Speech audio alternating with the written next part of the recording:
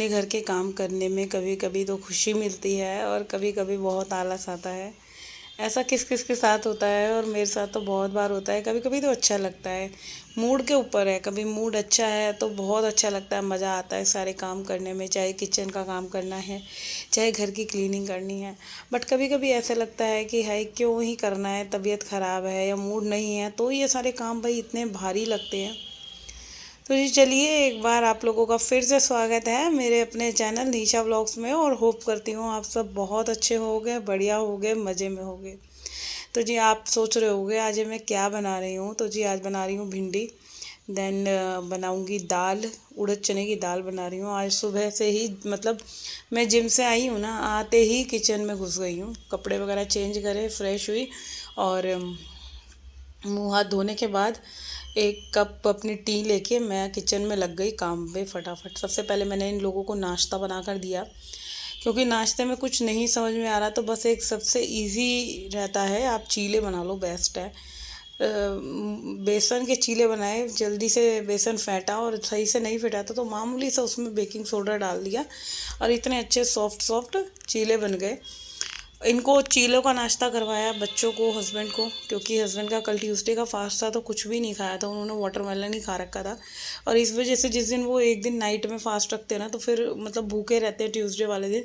तो मेरे को लगता है उनको नाश्ता ना कुछ ऐसा हैवी सा दे दूँ जो थोड़ा सा उनको नमक की वो क्वान्टिटी उनके जो है पूरी फुल हो जाएगी। बिना नमक के इंसान वैसा हो जाता है ना, बीपी लो हो जाता है।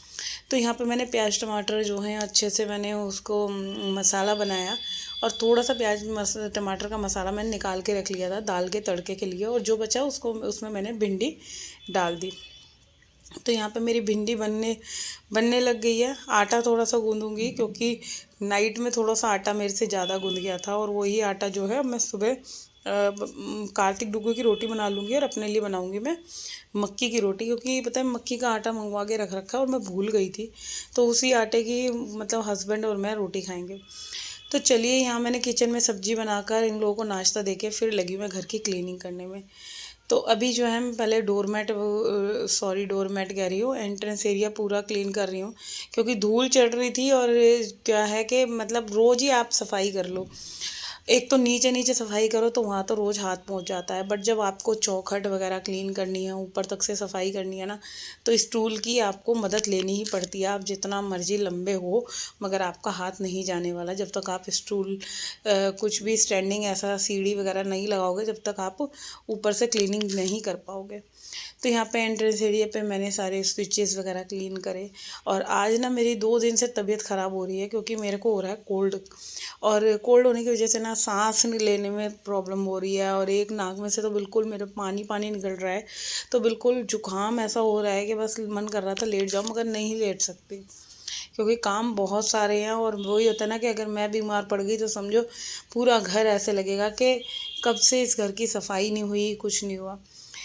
तो यहाँ पे मैं पहले जैसे कि बताया एंट्रेंस एरिया ही क्लीन कराएं, और बच्चों को मैंने नाश्ता वगैरह करवा के ना मैं उनसे यही कह रही थी अब तुम लोग एक कमरे में बैठ जाओ, क्योंकि जब मैं सफाई करती हूँ ना फिर मेरे को पसंद नहीं है कि कोई मेरी क्लीनिंग में जो है झाड़ू पोछा कर रही हूँ या डस्टिंग भी कर रही हूँ, कोई भाई इधर उधर घूमे, क्योंकि मेरे को फिर ना गुस्सा आती है, मेरा ना मतलब बीपी हाई हो जाता है इन लोगों को देख के ही। मैं सफाई कर रही हूँ और ये बच्चे लोग जो हैं ये पैर बना रहे हैं। तो चलिए, जो है कि कल तो हमारी लिफ्ट ख़राब हो रही थी, 2-3 दिन से लिफ्ट भी ठीक हो गई है। तो आज जो है लिफ्ट के अंदर की भी क्लीनिंग कर लेंगे, क्योंकि हेल्पर तो आ ही नहीं रही है जो सीढ़ियाँ वगैरह क्लीन करती है, तो खुद ही करना है। तो बस अभी फटाफट फटाफट सीढ़ियों पे झाड़ू लगा दी है, और ऊपर से जो भी आधी सीढ़ियों से, और देखो मैं लिफ्ट में झाड़ू लगाने वाली थी, इतने में लिफ्ट नीचे चली गई। फिर मैंने छोड़ दिया, चलो कोई बात नहीं बाद में लगा दूँगी। और यहाँ पे पहले मैंने पूरा जो है सीढ़ियों पर मैजिक मोप से जो है पूरी पोछा लगा दिया था, और ये टाइल्स जो है ना इसको भी सारी साथ के साथ ही साफ़ कर दी। और अच्छा, इस मैजिक मोप का ये फ़ायदा, आप जैसे मर्जी मूवेबल है, चाहे टाइल्स पे की क्लीनिंग करनी है या कहीं भी आपको इसको घुसेड़ना है ना, बेड के नीचे भी बहुत अच्छे से जो है ये क्लीन हो जाता है। तो इस वाले मैजिक मोप का देखो बहुत सारे फ़ायदे हैं, मुझे तो बहुत अच्छा लगता है ये। एक तो कहीं भी हम इसका यूटिलाइज़ कर सकते हैं। और पूरी सीढ़ियाँ मैंने साफ़ कर ली हैं फटाफट से, पूरा सफाई करने के बाद ना, इसके बाद अभी ऊपर का सारा रह रहा है। तो पहले सीढ़ियाँ ही क्लीन कर रही थी और जैसे नीचे गई तो वहाँ पे एक नई हेल्पर आई हुई थी, तो उसी से बात मैं करके आई हूँ। अब देखो वो लगेगी तो कैसे ही क्लीनिंग करेगी, क्योंकि आप किसी को लगा लो, मगर क्या होता है ना, जैसे हम खुद अपने ढंग से सफाई करते हैं, क्लीनिंग करते हैं, तो वो चीज़ ना हमें समझ नहीं आती, क्योंकि हम जो जिस ढंग से हम खुद करते हैं ना, वैसे हम एक्सपेक्ट करते हैं कि हेल्पर भी करे। मगर क्या होता है भाई, उनकी भी मजबूरी है, वो इतने सारे घर करती हैं, तो वो नहीं, ऐसा नहीं है कि वो हमारे ही घर में इतनी मेहनत करेंगी, तो भाई वो नॉर्मली पोछा लगा सकती हैं, इससे ज़्यादा वो कुछ नहीं कर सकती हैं। आप चाहे जितना मर्जी उनको फोर्स कर लो, बोल लो। तो मैं वो नीचे ही बात करने लग गई थी उससे। तो जी मैं उसी से बात कर रही थी और बस मैं उससे बात करके फिर ऊपर आई। अब यहाँ पे आई हूँ तो यहाँ इधर मम्मी जी वाले रूम के जो मैं ये बैल्कनी देख रही थी ना, यहाँ पे मैं पानी डालकर चली गई थी। तो क्या होता है कि रोज़ जाना जो है, आप झाड़ू चाहे जितना मर्जी लगा लो अपना बालकनी में, मगर जब तक आप पानी से धुलाई नहीं करते ना, तब तक जो है वो रेत और धूल मिट्टी बिल्कुल नहीं जाने वाली जी। और ये जो मौसम चल रहा है ना, ये तो बहुत ज़्यादा अभी एकदम इतनी धूल मिट्टी उड़ने लग गई है, तो भाई गर्मी तो क्या आती है, मतलब काम इतने सारे एक्स्ट्रा के फैल जाते हैं ना। सर्दी में तो फिर भी ये था कि चलो बैल्कनी को 2 दिन साफ़ नहीं करा तो चल जाएगी, मगर अब गर्मी में तो आपको एक तो पानी वाला काम करने में एक तो गर्मी से अच्छा लगता है, अच्छा ठंडा ठंडा लगता है। बट क्या होता है कि हर जगह आपको धूल मिट्टी दिखनी है, और ये भी रहता है गर्मी में आप एक्टिव ज़्यादा रहते हो सर्दियों के अकॉर्डिंगली। गर्मियों में ज़्यादा एनर्जी फील करते हो, क्योंकि एक गर्मी में अपने आप को ही एनर्जेटिक सा रहती है बॉडी में, अपने एक अलग ही गर्मी रहती है। तो यहाँ पे मैंने कपड़े जो हैं मैं धो गई थी जब मैंने सीढ़ियाँ क्लीन करी थी ना। अच्छा, बीच बीच में कोई भी, जैसे मैं किचन में भी लगी हुई हूँ, तो बीच में जो भी मेरे को टाइम मिलता है, मैं उस टाइम की सेविंग ऐसे कर लेती हूँ, जैसे कपड़े धो लिए या सब्जी कट कर ली या कोई भी आटा गूँध लिया, जो भी मेरे को छोटे छोटे काम मिलते हैं ना, वो काम मैं बीच बीच में अपने ऐसे एक्स्ट्रा वाले करती रहती हूँ।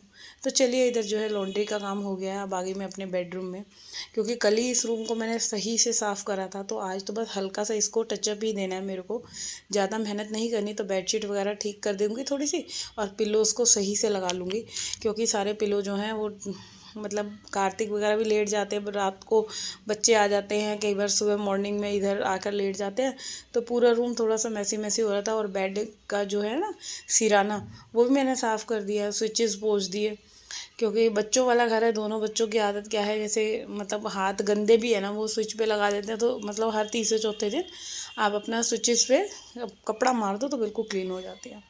तो चलिए, जो है ये है, इस रूम की भी मैंने सारी डस्टिंग जो है सब कर दी। अभी मेरे को ड्रॉर वगैरह भी क्लीन करनी है, तो अब जैसे जैसे टाइम निकालूंगी, कल से डुगू का स्कूल भी है, और ये वाले काम होते हैं ना करने के लिए, इनके लिए मेरे को एक्स्ट्रा में टाइम चाहिए।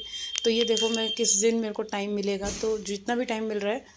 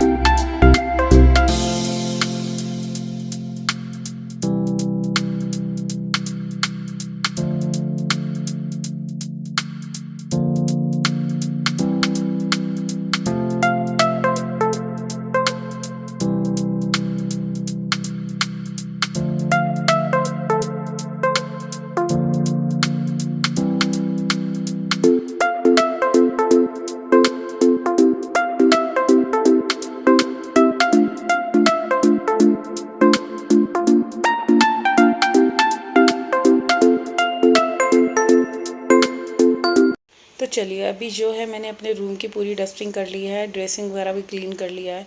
क्योंकि कई दिन से ना मैं सोच रही थी कि ड्रेसिंग पे ना रोज़ कपड़ा नहीं लग पा रहा, क्योंकि ये वाला ड्रेसिंग वैसे भी कम यूज़ में आता है। तो बस अपने रूम का जो है मैंने ड्रेसिंग वगैरह क्लीन कर लिया, बाथरूम क्लीन कर लिया। और इसी के साथ करती हूँ मैं अपने इस वाले वीडियो का एंड। अगर वीडियो अच्छा लग रहा है तो भाई जल्दी से चैनल को सब्सक्राइब कर दो, वीडियो को लाइक कमेंट शेयर करना ना भूलिएगा। कल मिलूंगी मैं आप लोगों से, जब तक के लिए बाय बाय।